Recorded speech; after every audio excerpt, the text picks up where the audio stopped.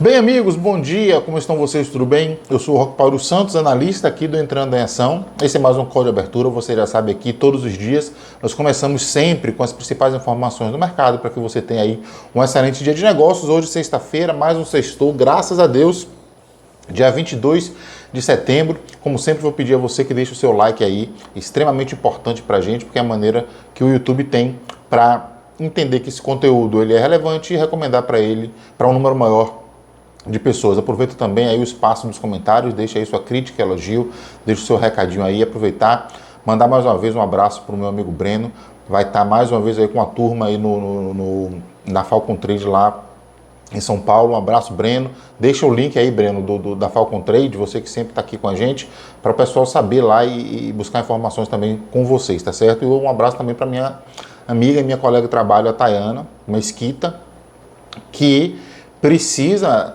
ativar as notificações. Então aí, quem ainda não segue o canal, ó, se inscreve aqui, tá o botãozinho aqui e ativa as notificações, senão vai ficar igual a Tayana, que não sabe como é que faz para ver o vídeo diretamente no YouTube, né? Se você ativar as notificações, vai ser o primeiro a ficar sabendo. E lógico, compartilha esse vídeo com todo mundo, tenho certeza que todo mundo vai gostar, tá certo? Mas vamos lá, porque o mercado ontem foi pautado por chilique e esperneio. Só pode ser. Porque o que pautou o mercado ontem? Aqui no Brasil, frustração com a certeza de que o pace não vai acelerar, e nos Estados Unidos, com a convicção de que os juros vão permanecer elevados por um tempo maior. É lógico que isso vai acontecer. Todo mundo já sabia disso, ou pelo menos deveria saber.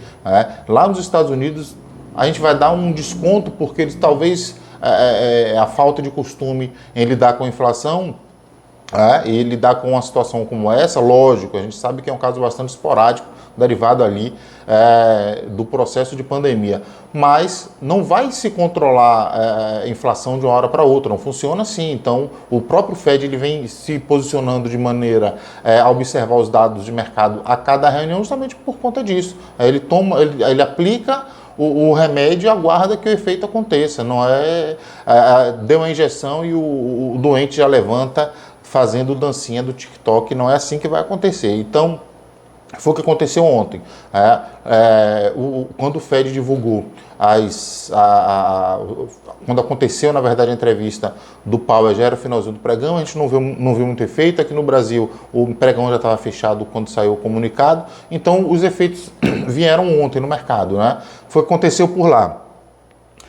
Com essa convicção de que os juros vão permanecer altos por muito tempo, por pelo menos algum tempo, no mínimo, o mercado está querendo forçar para maio. Eu acredito que segundo semestre de 2024 é quando a gente deve ter o primeiro corte de juros nos Estados Unidos. O que aconteceu? Taxas de juros, curva média e longa voltaram a subir.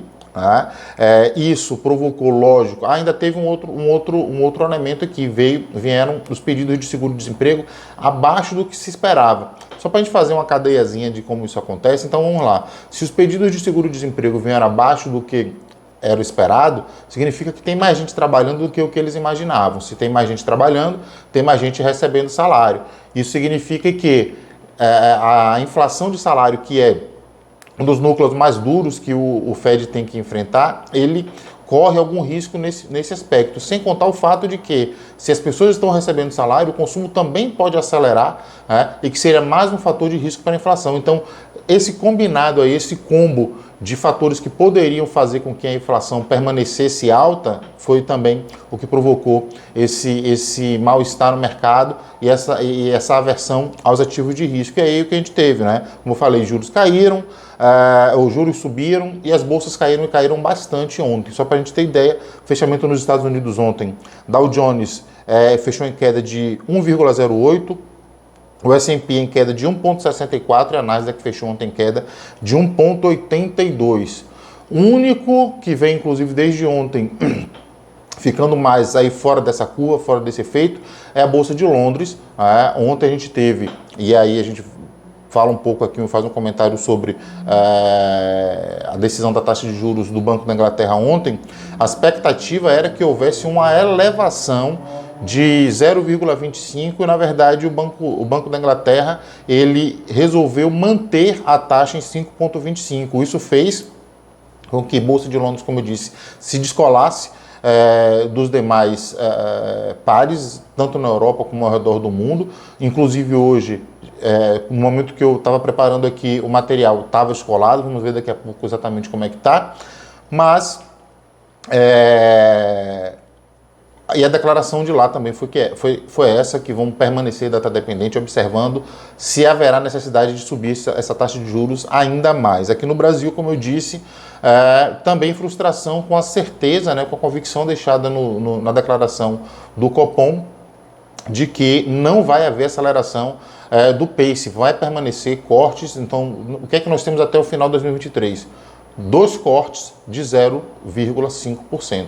E quem estava imaginando que poderia acelerar, pelo menos em dezembro, para 0,75%, o Banco Central deixou bem claro na declaração que isso não vai acontecer. De minha parte, eu já imaginava isso, de tanto observar o próprio comportamento do Roberto Campos Neto e do próprio Copom. Eles foram extremamente resistentes quando todo mundo pressionava para começar a cortar, e ele cortou no momento que ele entendeu que era de cortar. Na declaração ele disse que a economia lá fora está muito difusa, ela ainda vem com dados bastante divergentes. A gente tem, por exemplo, enquanto um Banco Central mantém, quando todo mundo tinha expectativa de que fosse alta, a gente tem outros que ainda estão em processo de elevação, como foi no caso do Banco Central Europeu. Então, o cenário externo vai irremediavelmente nos afetar aqui, e o Banco Central, na minha opinião, ele está sendo extremamente responsável. Acho que o Banco Central brasileiro, o nosso Copom, ele deu uma aula de como trata esse tipo de problema, e eu acho que também, talvez, se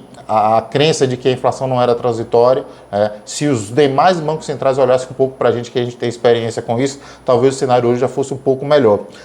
E aí o que foi que a gente teve aqui? O mercado ficou de mau humor, acabou também, lógico, por consequência, seguindo, e a gente viu, inclusive, eu falei no início do dia ontem, quando estava tudo vermelhinho na Europa, e a Ásia também tinha fechado de mau humor, que já era um reflexo da fala do Powell. Então nós colamos neles também ontem, e isso fez com que a nossa taxa de juros também subisse, dólar caiu, para piorar, minério de ferro caiu ali quase 2%, derrubou Vale mais de 2%, Petrobras caiu mais de 1,5%, Bradesco caiu mais de 4% ontem, e isso, lógico, quando a gente tem pesos pesados do nosso índice caindo com tanta intensidade, isso, lógico, vai refletir no índice, que caiu ontem muito forte, a queda ontem foi de 2,15%, foi a maior queda do índice num único pregão desde o dia 2 de maio, e o principal, com fluxo financeiro bastante elevado, foi mais de 26 bilhões ontem,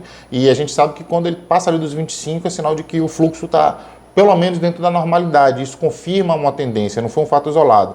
Na semana, o Ibovespa já cai 2,2%, no mês sobe apenas 0,35%, isso faz com que no ano o nosso índice esteja subindo 5,84%, a gente esperava que estivesse a essa altura do campeonato um pouco melhor, mas a gente teve ali agosto e agora setembro também dificultando um pouco essa alavancagem aqui do Ibovespa, tá certo? Então, vamos agora aqui para os dados do dia e para a gente poder fechar o nosso vídeo. Então, vamos lá, Como eu estava falando, o Ibovespa caiu 2,15%, cotado a 116.145 pontos, as maiores altas e maiores baixas do dia ontem. Puxando as altas, Suzano subiu 2,04%, Sabesp subiu 2,03%, na ponta oposta, a Magazine Luiza caiu 6,74%, o Grupo Soma caiu 6,71%. Dólar futuro subiu 1,12%, já tocando ali a casa dos 4,941, voltando ali para bem próximo dos R$5. No nosso calendário hoje nós temos apenas ali o PMI do setor de serviços nos Estados Unidos. Quando eu digo apenas, não é bem apenas assim, Afinal de contas é um PMI lá americano, importante a gente ver o comportamento do setor de serviços por lá. Minério de ferro. Vamos lá. Minério de ferro fechou em alta de 0,12%. O petróleo Brent subindo 0,87%. Moedas, peso mexicano caindo 0,3%. Zarra sul-africano peso mexicano subindo 0,31, Zahar subindo 0,67, rublo caindo 0,18, lira turca caindo 0,16, dólar australiano subindo 0,39, dólar neozelandês subindo 0,43, DXY nesse momento subindo 0,25. Bolsas na Ásia, Tóquio fechou em queda de 0,68, Hong Kong alta de 2,60, CSI 300 em Xangai alta de 1,81. Na Europa, mercado aberto agora, Paris caindo 0,37, Frankfurt caindo 0,09, Madrid caindo 0,13, Londres, mais uma vez, um ponto fora da curva, subindo 0,63, Eurostoxx caindo 0,12. Índices futuros americanos, Nasdaq subindo 0,47, Dow Jones subindo 0,11, S&P futuro subindo 0,16 e o nosso EWZ, nosso ETF de bolsa lá fora, nesse momento em pré-market, né, em pré-mercado, alta de 0,16. Então é isso.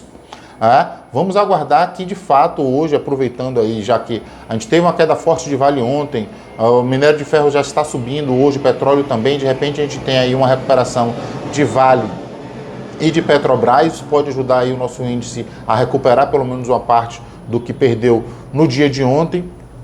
E normalmente depois de uma queda forte, o mercado tende a aproveitar ali oportunidades que estão ali pontualmente na bolsa. Então pode ser um sinal que a gente tem um dia positivo hoje, o EWZ e os futuros americanos já estão positivos, que permaneça assim até o final do pregão, tá certo? Então é isso, pessoal. Desejo a todos aí uma excelente sexta-feira, bons negócios, um final de semana maravilhoso para todos vocês. E como eu digo sempre, é hora de entrar em ação.